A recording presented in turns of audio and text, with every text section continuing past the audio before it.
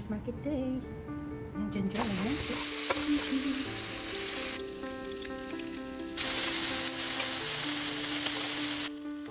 Ang ating sarap na breakfast.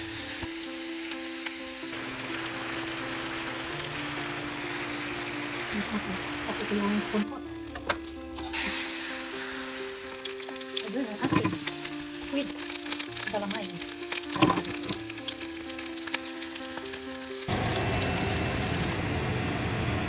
My fruit salad.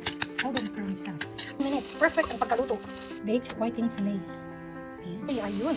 Successful ang ating bitso. So, ito siya. Bulburan mo lang siya ng brown sugar or white sugar after siya maluto. Ganyan lang siya kabilis. Ito kasi ang unang bitso na alam ko. Kasi dati sa amin madami nagtitinda ng ganito. Lalo na yung mga maraming tanim na kasawa. So, most of the time, ang bitso sa amin sa Cebu ay gawa sa kasawa. So, ito na nga yun. Bitso ni Mrs. G. Cebuano version.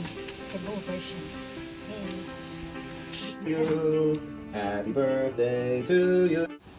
Hello, lovelies. Happy Monday. So, gagawa ko pala ng collagen. Ito yung famous collagen na nagva-viral online. So, it's just chicken feet.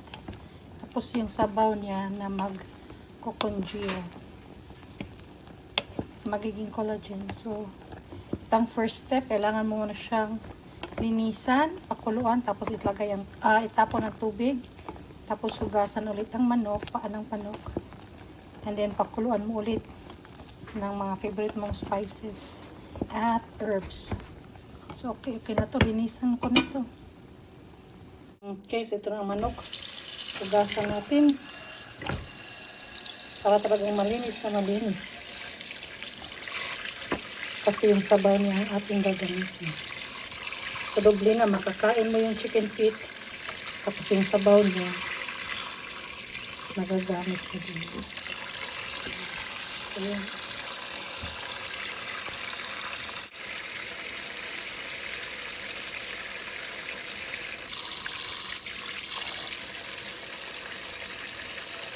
Okay, ito na pala yung halo natin sa ating gagawing collagen soup or collagen. Yan, malinis ang manok. Hugasan na. Ito na ating crackpot. Lagyan ko na ng pinakulong tubig. Kasi pakuluan to siya na 2 to 3 hours. So, ilagyan natin ng ating manok. Maganda magluto sa crackpot para iwanan mo lang. Hindi mo na kailangang tingnan.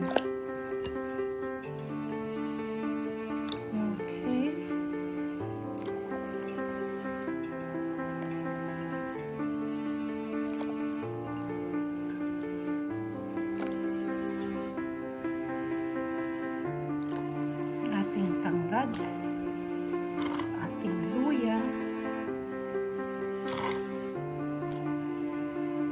ating bawang,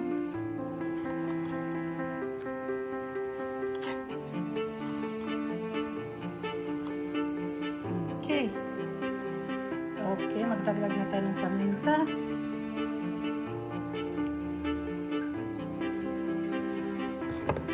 Gusto mo naman siya manghang. And then asin.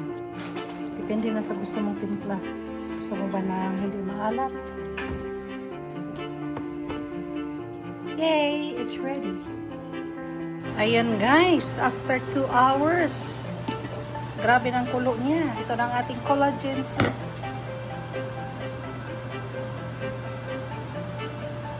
Pag lumamig yung sabaw ng manok, nagiging jelly-like. Yun ang collagen. So, ayan. Hayaan ko muna siya dyan. Lagyan ko pa yan ng celery para mas mabango yung sabaw. Tapos yung manok, adobuhin ko na lang. Ayan, it's been 3 hours. Malambot na talaga ang ating ginawang experiment na collagen. So, gagamitin natin itong sabaw para lamigin hanggang maging jelly. Tapos ang chicken feet gawin natin adobo. Oh my goodness, grabe na ito kalambot. Okay, now atin nang salain ang sabaw.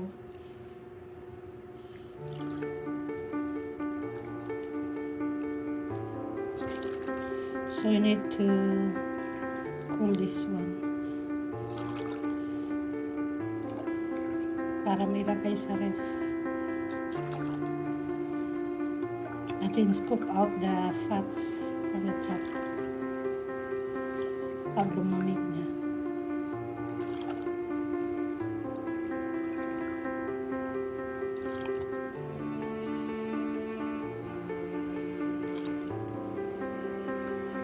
Okay, so I added 6 cups. 6 cups of water.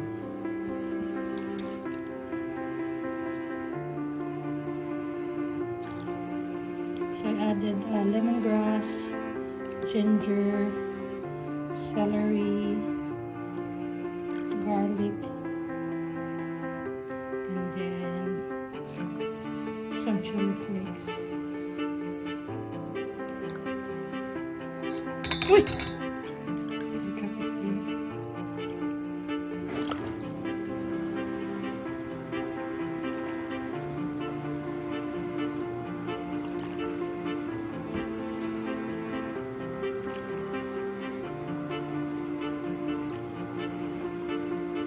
Okay, so this is what's left. Here. Ayan, wala na siyang sabaw. So, ito na. Gagawin ko na siyang adobo. Okay, lovelies. Thank you.